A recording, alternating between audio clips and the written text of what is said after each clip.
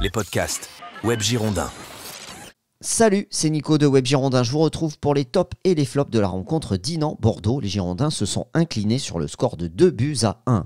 C'est difficile de trouver des tops dans ce deuxième match de la saison. Nous notons 3 satisfactions, ce sont des petits tops. Le premier, c'est Nathanaël Baye. Latéral droit, il a montré plus de détermination que samedi dernier avec des actions tranchantes, autant défensivement qu'offensivement. Le second, c'est Adrien Louveau. Il avait plus d'adversité que face à Poitiers dans son secteur de jeu.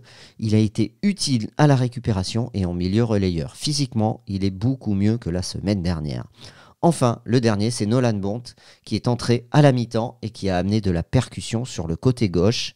Et on peut rajouter à ses satisfactions l'entrée de Malik Seck au poste d'avant-centre qui marque le but des Girondins de Bordeaux. Il a montré son sens du jeu et de la compréhension des phases de jeu. Passons maintenant aux 2 flops de cette soirée bretonne. Le premier, c'est le capitaine Cédric Yambéré. À peine arrivé du nord de l'Europe, il se retrouve à Dinan avec le brassard de capitaine. Il rate sa première mi-temps, perd des ballons faciles et n'est jamais dans le bon tempo pour défendre.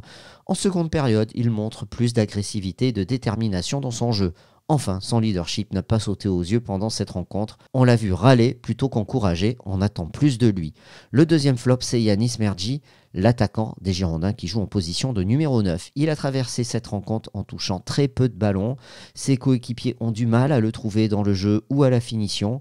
Et de son côté, il éprouve des difficultés à se démarquer pour être décisif.